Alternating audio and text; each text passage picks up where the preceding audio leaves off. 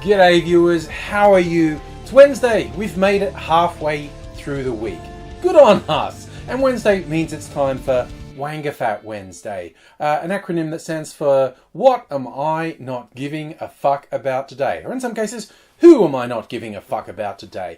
And today, I'm not giving a fuck about the reports that one of the Kardashians or Jenners or whichever fucking surname they have is now the world's youngest self-made billionaire. And there's a couple of reasons that I don't give a fuck about that. First and foremost, and this won't surprise anyone, I just don't really give a fuck about anything about the Kardashians or anyone related to any of those hideous trash TV shows.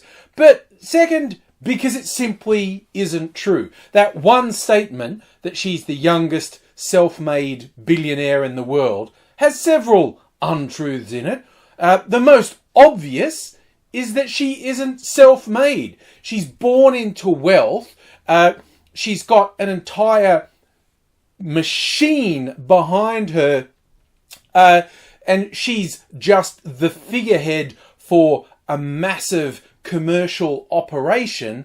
And the other untruth in there, she's not a billionaire. She personally does not have control of $1 billion.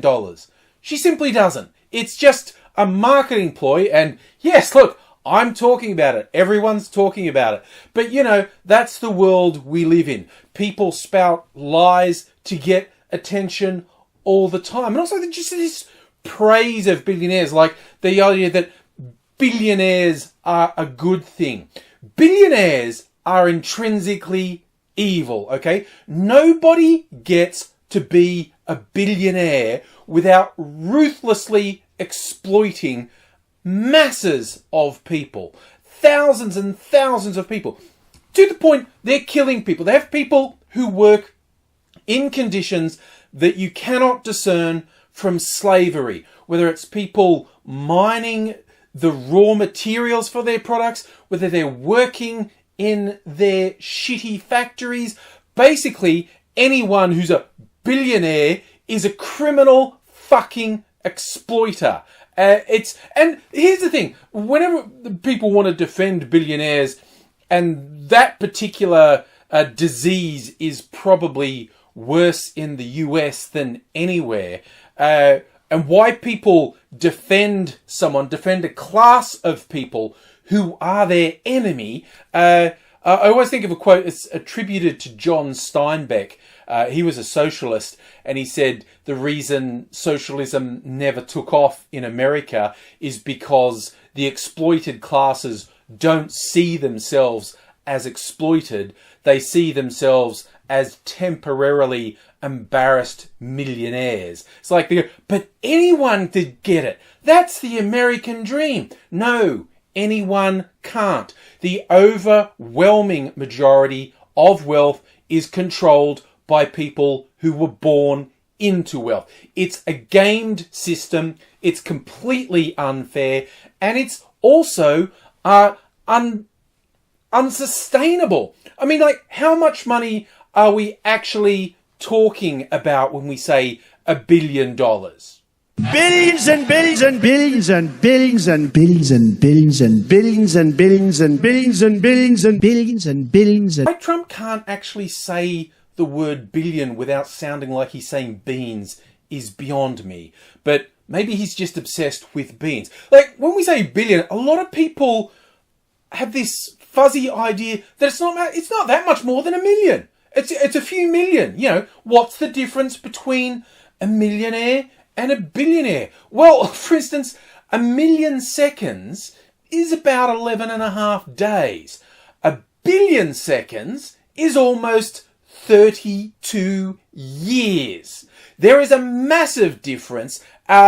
It's, like I said, it's unattainable without being a fucking criminal. Basically, without being an exploiter who is responsible for the death and misery of thousands of people. And it's like, if you had, say you had $1 billion. Again, people are like, try to wrap your head around it in a practical sense. If you had $1 billion, it's with a modest interest-bearing investment. Not when I say modest, you and I, ordinary people, like we have a bank account that gets 0.2% interest. I mean, you got $1 billion. You're going to get at least a couple of percent on it, right? So you put $1 billion in interest-bearing account, and you spend $100,000 a day.